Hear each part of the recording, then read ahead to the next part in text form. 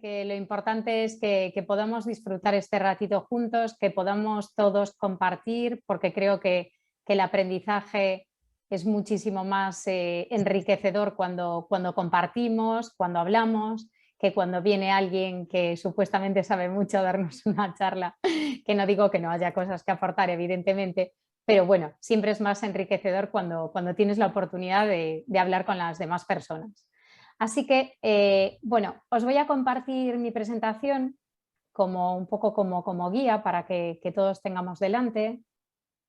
Cuando yo comparta, os agradezco un montón si me decís, ok, venga, genial. Perfecto, gracias. Estaré también pendiente de si entra más gente, que espero que el Zoom me avise, y os lo comento porque ahora mismo estoy en función de compartir pantalla, pero creo que si alguien entra, veré que entra para poder darle acceso a...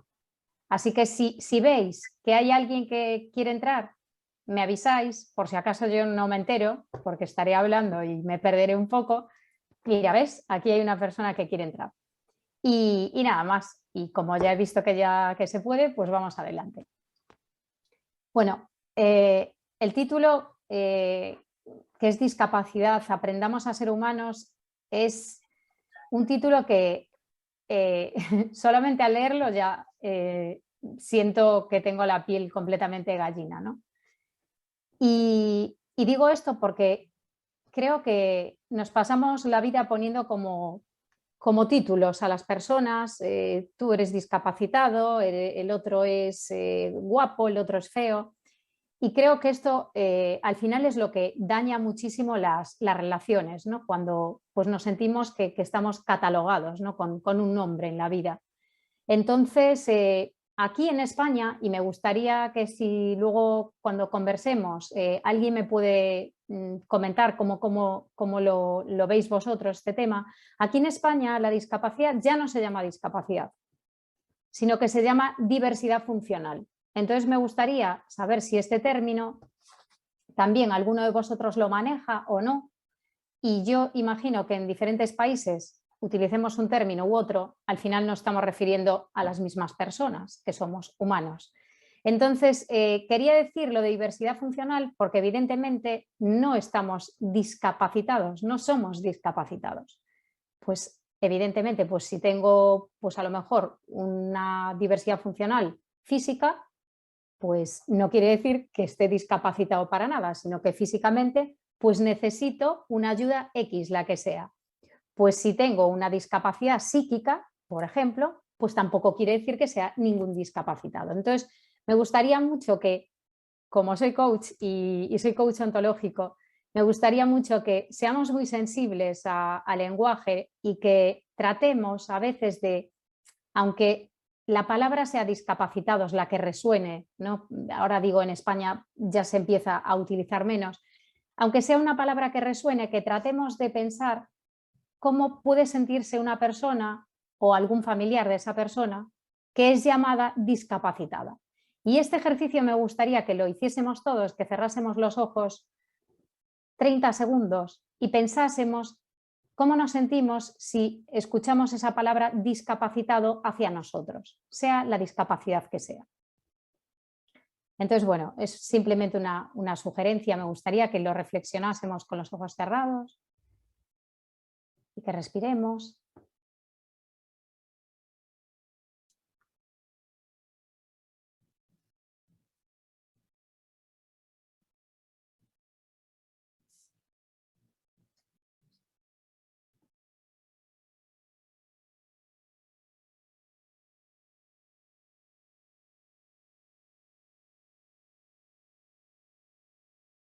Y abramos los ojos despacito. Y podamos simplemente sentir, no hace falta que compartamos, porque ahora mismo pues voy a seguir hablando, pero me gustaría que al final pudiésemos hacer una reflexión sobre cómo el lenguaje afecta a las personas que tenemos delante. Así que vamos a avanzar. Y como os decía, en España ya no se habla de discapacidad, sino que se habla de diversidad funcional. Entonces, he tratado de enfocarme mucho con el tema de la diversidad funcional, pensando en lo que es simplemente la diversidad y nada más. Y para ello he pensado en esa definición histórica que a lo largo de los años lo que hacía percibir la diversidad se percibía como una debilidad o inferioridad en la otra persona, bien fuese por raza, bien fuese por género, por etnia, por orientación sexual, por discapacidad o por edad. Y ese era el enfoque que tenía la palabra diversidad. ¿Qué pasa con este enfoque? Que realmente esta diversidad a lo largo de la historia lo que se veía es que estaba basada totalmente en prejuicios, que eran ideas que se sostenían en el tiempo y que de alguna manera nos hacían generar esos apelativos poco agradables, diciendo pues que a lo mejor esas personas diferentes a mí, pues yo las caracterizaba como personas vagas, sucias, poco confiables, poco inteligentes, inferiores, etc. ¿Qué pasó con esto? Estos prejuicios que vienen del pasado, al final lo que nos hace pensar es que esa otra persona es menos que yo. Cuando pienso que esa persona es menos que yo, si os fijáis, el foco hacia esas personas, en vez de estar en sus fortalezas, y aquí este es el primer punto fuerte que me gustaría que resonase mucho esta palabra, en vez del foco estar en sus fortalezas, ¿dónde está el foco? El foco lo ponemos en las debilidades o lo que nosotros sentimos que es una debilidad del otro. Entonces, ¿qué ha ocurrido a lo largo de la historia? Pues si pensamos, por ejemplo, en los colegios, en las organizaciones, lo que ha ocurrido era que necesitábamos incorporar a cualquier persona con cualquier tipo de diversidad a la comunidad, bien sea comunidad educativa, bien sea organizacional, porque al final de alguna manera los estábamos excluyendo y los estábamos sujetando a un trato completamente injusto. Entonces se trabajó en eliminar este sesgo, ¿no?, negativo, porque de alguna manera nos dábamos cuenta de que era un trato injusto y queríamos empezar a incluir a esas personas en nuestras comunidades. Pero ¿qué ocurre?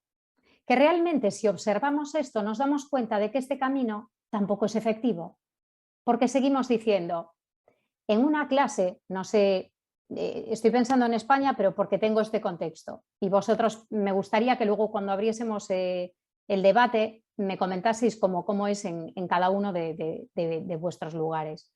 Aquí en España, por ejemplo, el ratio, yo soy educadora, que lo sepáis también porque estudié la carrera de educación primaria, y aquí el ratio, por ejemplo, de alumnos con cualquier tipo de diversidad funcional, traducida a la palabra discapacidad, tiene que ser un porcentaje pequeñito de la clase. Entonces, como tenemos que incluir a estas personas que son diferentes a nosotros en la clase, les asignamos un porcentaje X. Pero de alguna manera siguen siendo los señalados, ¿no? Son los discapacitados. Entonces, la idea es cambiar totalmente el paradigma. ¿Cómo podemos realmente llegar a ser mucho más inclusivos? Observando las diferencias como fortalezas, no como debilidades. Observando las diferencias como una aportación y no como que nos restan. ¿Vale? Entonces aquí es importante que tengamos en cuenta que, como os decía, no solamente debemos de incluir en las clases, sino debemos de incluir desde el pensamiento, que este es el punto más importante, no desde lo que hacemos, sino desde lo que somos. ¿Qué ocurre? Que la vida, a lo largo del tiempo, a nivel legal, pues como os digo, aquí en España, pues nos va diciendo cómo tenemos que incluir. El tema es, ¿realmente somos inclusivos o atendemos solamente a lo que la ley nos dice? Y aquí es donde me gustaría que entrase la primera reflexión. ¿Cómo somos de inclusivos mentalmente nosotros? Desde el ser, insisto. Entonces, que tengamos en cuenta lo que os decía, que todas estas diferencias lo que aportan son ventajas y que capitalicemos esas fortalezas y esas diferencias que van a sumar, no a restar. Entonces, bueno, paso a la siguiente diapositiva. Entonces, es importante para esto que pasemos de esa actitud de toda la vida de tolerar, vamos a tolerar a esa persona diferente, vamos a aceptar, a una actitud completamente diferente, a una actitud de apreciación, es decir, de tener en cuenta lo que os digo, estas diferencias capitalizadas como fortalezas e incluirlas desde esas diferencias que nos aportan. Para eso, lo que tenemos que empezar a hacer es buscar cuál es ese valor en esas diferencias. Y me gustaría que lo pensaseis por 3 segundos, 4, 5. ¿Cuál es el valor realmente que aportan las diferencias de cualquier persona, bien sea un chico, bien sea un adulto? ¿Cuál es ese valor que aporta desde su... Perdón, que hay un micro abierto. A ver si... Perdón, si os podéis ahí mutar el micro, es que me entra así un ruido. Ahí está, ya. Perfecto, Gracias. perfecto. Muchísimas gracias, Ale. Bueno, pues lo que os quería decir, que pensemos por unos instantes qué aporta ese niño diferente, ese adulto diferente en nuestras vidas. Solamente cerrad los ojos 5 segundos y pensad qué os aporta sobre esas diferencias. Ya, lo dejo así simplemente como reflexión, ¿vale? Pero luego lo comentamos. Por otro lado, para hacer esto, para ver qué aportan desde las diferencias, necesitamos generar el entorno. ¿Para qué? Para que esas fortalezas realmente sean visibles y que todos de alguna manera podamos capitalizarlas, como os decía antes, como esas diferencias que aportan. Para ello, es importante que tratemos todo esto desde una perspectiva de seguridad psicológica, que ese enfoque sea muy inclusivo, y la seguridad psicológica lo que conlleva es que cuando una persona distinta a mí hable, que pueda poner esas gafas de apreciación desde esa diferencia, no que en el momento en que esa persona habla la señale y me ría de ella o haga cualquier otro tipo de comentario que no viene al caso y que de alguna manera esté generando exclusión. Entonces, este es el punto de la seguridad psicológica que tenemos que tener muy en cuenta para poder empezar a valorar al otro al igual que yo mismo, es decir, tan legítimo como yo lo soy. ¿Qué es lo que nos pasa? ¿Por qué nos pasa esto? No pensemos realmente que somos ni malas personas, ni somos lo peor del mundo, porque somos de alguna manera excluyentes con lo que no es igual a nosotros.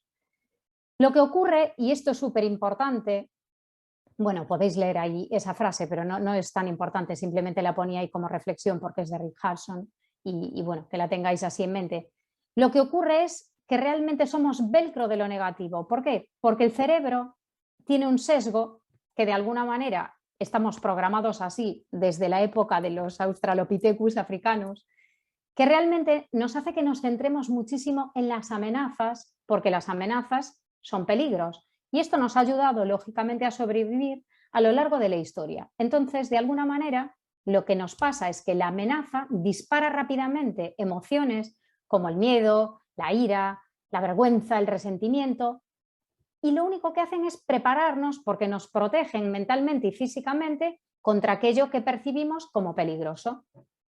Entonces, cuando alguien es distinto a mí, lo siento como una amenaza y pongo ese foco a través de esas emociones en esa amenaza. ¿Por qué?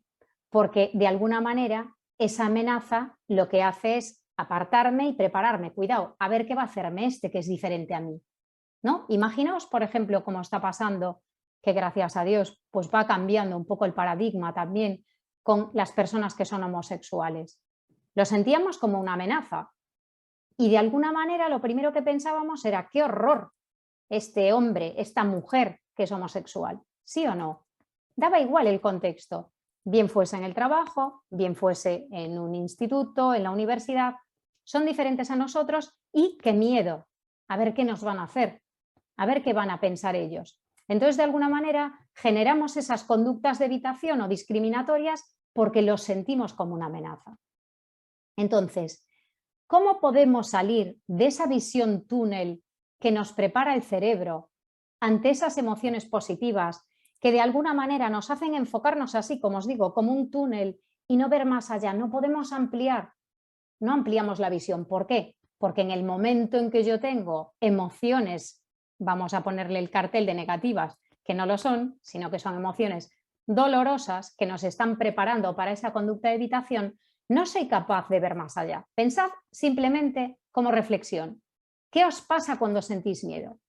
¿Sois capaces de ver que qué bonito está el sol hoy? ¿O qué bonito está mi jardín? ¿O qué bonito, no sé, sois capaces de ver algo más que lo que tenéis delante que os está induciendo ese miedo? Pues posiblemente, imagino que no. ¿Por qué? Porque esa visión túnel no nos facilita el ver más allá que lo que tenemos delante. Entonces, ¿cómo podemos combatir ese sesgo negativo frente a las diferencias? ¿Qué creéis? ¿Cómo se puede combatir lo negativo? Pues vamos allá. Lo negativo se puede combatir con las emociones positivas y de esto va esta conferencia. Bueno, esta mujer que tenéis aquí es Barbara Fredrickson y esta mujer que es una maravilla, no sé si la conocéis, si no la conocéis, pero me encantaría que la conozcáis. Así que os invito a que leáis de esta mujer porque es un lujazo verla. Hay charlas de ella, meteros en YouTube, escuchadla porque es una maravilla. Ella dice, como os estaba comentando, cuando estamos en modo negativo, solamente somos capaces de ver en una dirección, una posibilidad. Cuando nos sentimos positivos y animados, percibimos diferentes opciones entre las que elegir. ¿Qué pasa con las emociones positivas? Que expanden totalmente la conciencia y nos ayudan a elaborar diferentes posibilidades de acción.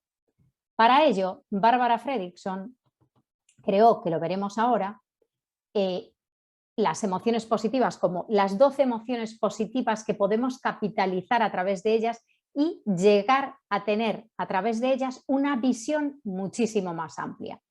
Entonces, antes de hablar de ello, me gustaría contaros una historia muy chula. Y son dos estudios que se hicieron con respecto a la psicología positiva. El primero se basó en coger a 4 grupos de personas que se les hizo pasar por una situación de ansiedad enorme. Entonces, lo que se les decía era que tenían que hacer una presentación para una gran audiencia muy compleja y lo que hicieron fue medirles, les tomaron medidas cardíacas a ver cómo estaba en ese momento su corazón. Entonces tomaron varias medidas. Eso no es tan importante. Pero lo que se hizo fue, a continuación de tomarles esas medidas, a cada grupo, que eran 4 grupos diferentes, a cada grupo se les pasó una película diferente. Al primer grupo se les pasó una película súper divertida y muy emocionante. Al segundo grupo se les pasó una película serena y positiva, simplemente. Al tercer grupo se les pasó una película neutral y al cuarto grupo se les pasó una película triste. ¿Cómo creéis que reaccionó cada persona? Cada grupo, perdón. Pues imaginaos, ¿qué pasó con esas medidas cardíacas que se habían tomado previamente a esta película?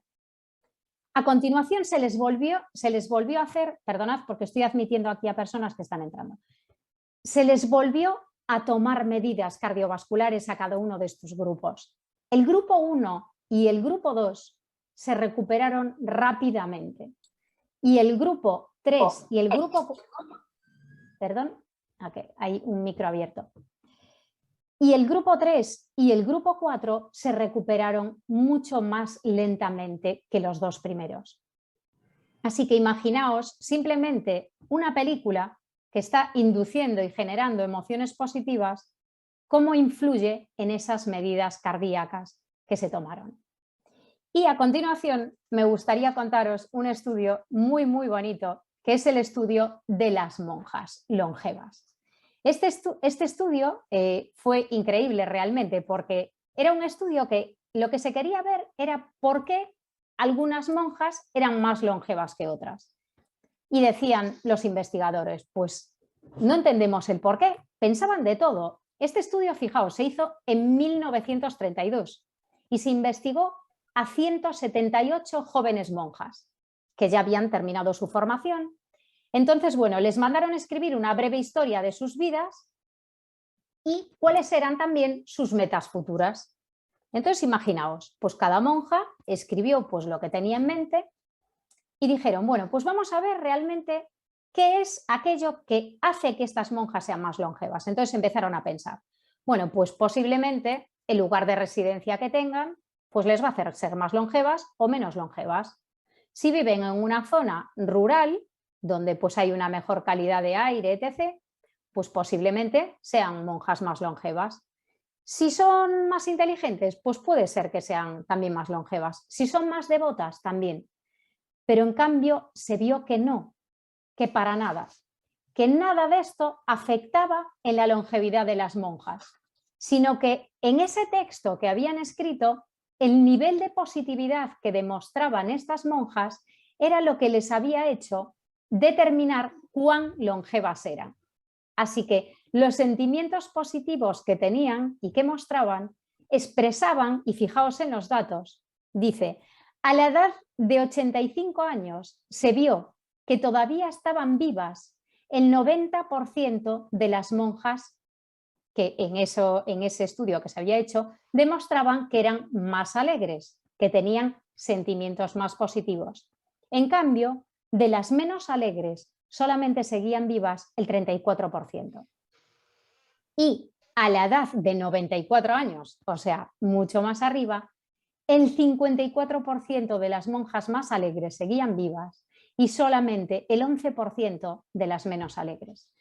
Así que si os fijáis, no quiere decir que haya que estar alegres toda la vida, sino que si trabajamos en emociones positivas, que acordaos, son mucho más inclusivas porque nos hacen tener una visión mucho más amplia, pues posiblemente seamos también más longevos.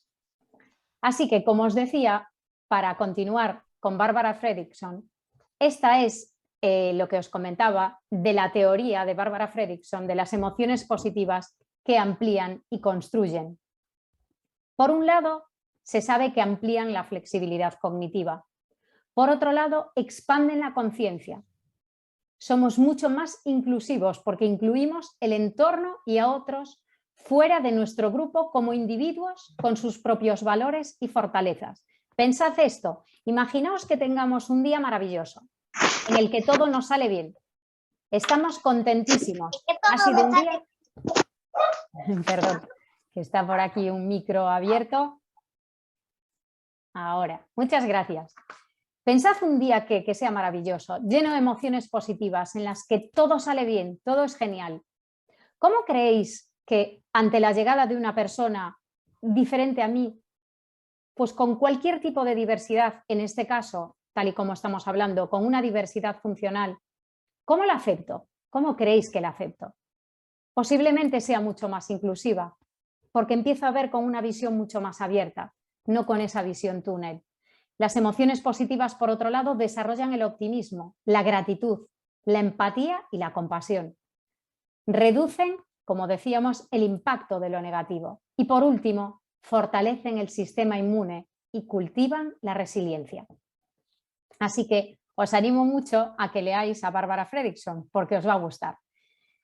¿Qué ocurre en estos tiempos que estamos viviendo? Evidentemente, cultivar emociones positivas, uno siempre suele identificar emociones positivas con la alegría, ¿no? Imagino que os pasará. Pero hay un montón de emociones más que ahora vamos a ver. Es verdad que emociones positivas como la alegría, basadas, por ejemplo, en el humor, en la risa, que evidentemente va a estimular la alegría, en momentos difíciles, pues no son tan fáciles de cultivar. Pero sabemos que las emociones positivas se pueden cultivar de manera indirecta. ¿A través de qué? A través del significado positivo que le demos a las cosas, que le demos a las situaciones, obteniendo beneficios al final en cualquier situación de adversidad. Por eso lo que necesitamos es infundir significado a cualquier cosa que os imaginéis, a cualquier evento ordinario, por lo más ordinario que sea, el día a día, tratando de resolver problemas de manera efectiva, siendo con las personas agradecidos, siendo compasivos, y de esta manera podemos conseguir obtener emociones positivas en nuestro día a día. Pero bueno, igualmente lo vamos a ver ahora. ¿Cuáles son esas emociones positivas de las que estamos hablando? Pues es verdad, la alegría. La alegría en momentos complicados, pues a lo mejor no es tan fácil de cultivar. Pero hay otras emociones que en momentos difíciles, aunque no estemos tan alegres, sí podemos cultivar. Igualmente, la alegría es una emoción que tenemos que tratar de cultivar en la mayor medida posible. ¿Qué nos ocurre con la alegría? Como dice Barbara Fredrickson, que cuando la evaluamos, ¿qué sentimos? Sentimos seguridad, sentimos familiaridad, sentimos esa afiliación a querer repetir lo que estamos viviendo y tenemos una sensación de progreso. Por favor, el micro, que anda un micro por ahí abierto, si podéis mutarlo os lo agradezco un montón. La tendencia de la alegría es al juego. Pensad en el colegio, en casa, cuando estamos alegres tendemos a jugar más.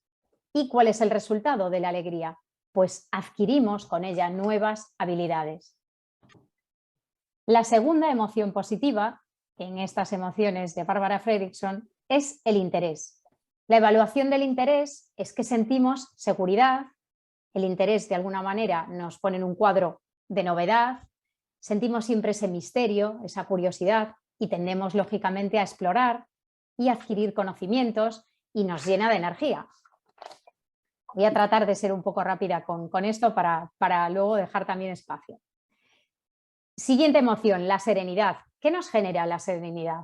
Nos genera seguridad, nos genera confianza y de alguna manera no tenemos que hacer muchísimo esfuerzo. La tendencia es a saborear. Cuando estamos serenos, imaginaos un día en el que estamos muy tranquilos, saboreamos las cosas, cualquier cosa que os imaginéis. Imaginaos una ducha simplemente.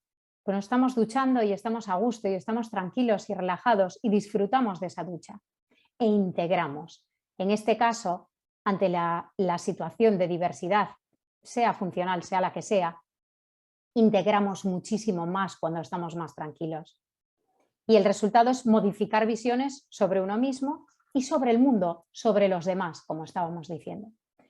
La gratitud, que os decía, cuando evaluamos la gratitud tenemos la sensación de recibir un regalo de manera totalmente altruista. Y la tendencia que tenemos cuando queremos dar, cuando queremos reflejar esa gratitud, lo que hacemos es dar de manera creativa. Y lo mismo cuando recibimos. ¿Cuál es el resultado de la gratitud? ¿Qué se genera cuando somos agradecidos y sentimos esa gratitud? Genera lazos sociales y al final lo que desarrolla es el amor, que es otra de las emociones de las que vamos a hablar. La siguiente emoción es la esperanza. Si evaluamos la esperanza, tememos lo peor, pero anhelamos un cambio positivo, porque siempre esperamos lo mejor. ¿Qué nos está pasando en esta situación de pandemia? Que evidentemente pensamos, pues muchas veces por ese sesgo que comentábamos antes, negativo del cerebro, a que puede pasar lo peor. Como os decía, es un sesgo inherente al ser humano. Pero al final, gracias a la esperanza, siempre esperamos a que haya un cambio, a que haya algo mejor. ¿Y cuál es la tendencia de la esperanza? Pues a ser más creativos, a ser mucho más inventivos, porque damos la oportunidad. Y el resultado es que incrementamos nuestros niveles de resiliencia. Esto es fundamental en estos momentos que estamos viviendo. El orgullo. ¿Qué nos pasa con el orgullo? Pues que al final el orgullo, cuando lo evaluamos, es ese logro socialmente valorado, ¿sí o no? ¿Y cuál es la tendencia cuando sentimos orgullo? Que soñamos en grande y al final lo que pensamos es cuáles son los siguientes logros que vamos a tener en el futuro. La diversión es otra de esas emociones positivas que a veces no nos damos permiso para disfrutarla. Cuando evaluamos la diversión, tenemos esa sensación de distinguirnos de los demás al entrar en ese espacio de complicidad, que no es para nada negativa. Cuando estamos, imaginaos como esa foto que vemos ahí entre amigos y estamos disfrutando en ese espacio de complicidad, en absoluto es negativo. A lo mejor, evidentemente, la persona que tenemos al lado pues le está pasando algo no tan agradable, pero tenemos todo el derecho a permitirnos ser humanos y disfrutar de esa emoción y estar en ese grupo y con esa complicidad, ¿no? Que al final nos genera esa alegría. ¿Cuál es la tendencia? Pues que compartimos risa, tenemos insights, somos mucho más intuitivos y el resultado es que nos lleva al final a adquirir nuevas habilidades. Si pensamos en la inspiración, con esta foto ya queda todo claro. ¿Cuál es la evaluación? Que somos testigos de esa excelencia humana, ¿no? Porque es una maravilla cuando nos sentimos inspirados. La tendencia es aspirar a esa excelencia y el resultado es adquirir habilidades y cualidades morales. Estamos terminando ya, nos quedan solamente 2. La admiración. La evaluación, ¿cuál es la evaluación de la admiración? Nos quedamos abrumados por la grandeza. Imaginaos, pues simplemente cuando miramos a las estrellas, cuando miramos al sol, bueno, no muy de frente para que no nos queme la vista, pero nos sentimos completamente abrumados por la grandeza. Y la tendencia es que acomodar eso nuevo a esa visión propia. Y el resultado es sentirse parte de algo mucho más grande que nosotros mismos. Y por último, y esta emoción tan maravillosa, el amor, que tiene mucho que ver con ser inclusivos y con aceptar a todos los demás como seres tan legítimos como uno mismo. La evaluación del amor son las emociones positivas en conexión con los demás. La tendencia es a jugar, a explorar, a saborear, a soñar. ¿Y el resultado cuál es del amor? ¿Qué sentimos? Confianza, seguridad, lazos fuertes. Bueno, voy a tratar de ser muy breve con estas diapositivas que me quedan. Bueno, esta diapositiva, sí. Perdón, si nos pueden colaborar, tenemos un participante que tiene todavía el micrófono abierto, si nos pudieran colaborar ahí, por favor. Muchas gracias. Muchas gracias. Sí, a veces que el ruido es despista. Bueno, pues esta es la última diapositiva que me parece súper importante para que la tengáis muy en cuenta. Vale, voy a tratar de ser clara, explicarlo de la manera más sencilla posible y que os pueda llegar. Vale. Esta diapositiva, como veis ahí, que luego hablaremos de esta metáfora del velero, es para que tengamos todo súper claro. Que cultivar emociones positivas no quiere para nada decir que no tengamos emociones negativas. Las emociones negativas son la quilla de ese barco. Vale, las velas que ayudan a que ese barco se desplace son las emociones positivas, pero la quilla son las negativas. Si no hay quilla, ese barco naufraga. ¿Os dais cuenta ante ese temporal? Entonces, esto es lo primero que quiero deciros. Como os decía antes, cuando inducimos emociones positivas, nuestro cerebro lo que hace es abrirse completamente. Y os preguntaréis, ¿cuántas emociones positivas tenemos que tener para que nuestro cerebro piense de esa manera inclusiva? Hay muchísimos estudios. Lo que sí se sabe es que cuantas más emociones positivas tenemos, la conciencia es mucho más amplia y más inclusiva. La investigación dice que debemos de tener al menos 3 emociones positivas por una emoción negativa, ¿vale? Así que acordaos de esto, 3-1, ¿vale? Pero, insisto, no quiere decir que dejemos nuestras emociones negativas de lado, sino todo lo contrario. Así que os voy a mandar que penséis solamente, 3 segundos, en vuestras últimas 24 horas, que hagáis una pequeña reflexión. ¿Cuántas emociones positivas habéis sentido hoy? Cerrad los ojos, solo 5 segunditos, y pensad en vuestro día de hoy, ¿cuántas emociones positivas habéis sentido? Ya. No os dejo casi nada de tiempo. Bueno, pues como sabemos, por cada 3 emociones positivas, lo ideal es tener una emoción negativa. Las personas que están en su punto más álgido, vamos a decir más floreciente, que es un término que se utiliza en la psicología positiva, y si leéis un poquito sobre psicología positiva os invito a leer el libro de Martin Seligman de Florecer, pues ellos dicen que las personas que están en un estado más floreciente suelen tener 4 emociones positivas por una emoción negativa o 5 emociones positivas por una emoción negativa. No quiere decir para nada que tengamos que deprimirnos ni pensar que si no tenemos muchas emociones positivas ya no hay nada que hacer, sino todo lo contrario. La psicología positiva dice que partamos del punto del que partamos, siempre podemos ir un poquitito más arriba, porque como todos sabemos, la vida está llena de vaivenes, siempre estamos en una onda sinusoidal, un poquito más arriba, un poquito más abajo, un poquito más arriba, un poquito más abajo. Lo que trabaja la psicología positiva es la tendencia, que nuestra tendencia sea al alza, no importa de dónde partamos, no importa si estamos en alguna situación de enfermedad y evidentemente pues tengamos que tomarnos algún fármaco o lo que necesitemos. Pero sí que partamos de donde partamos, tratemos de ir siempre un poquitito más hacia arriba. Y esto es un poco lo que trata la psicología positiva. Por eso, os invito mucho a que tratéis durante una semana o 2 semanas, si puede ser 2, mejor que una, que os miráis el número de emociones positivas que tenéis al día, que las contabilicéis y que contabilicéis vuestras emociones negativas. Eso sí, importante, las emociones positivas tienen que ser totalmente genuinas. No quiere decir tener ahí una toxicidad positiva, ni muchísimo menos. Pensad en gente que a veces decís, Dios mío, qué exagerada, ¿no? Qué tóxica esta persona en cuanto a que parece la persona más positiva del mundo y parece como que no tiene ninguna emoción negativa. Todos somos humanos, todos tenemos emociones dolorosas y emociones positivas, ¿vale? Pero que tratemos de observarnos en ese día a día durante 1 o 2 semanas y reflexionemos cuántas emociones positivas tenemos por emociones negativas. Como reflexión final, no tenemos que tratar de ser felices a toda costa.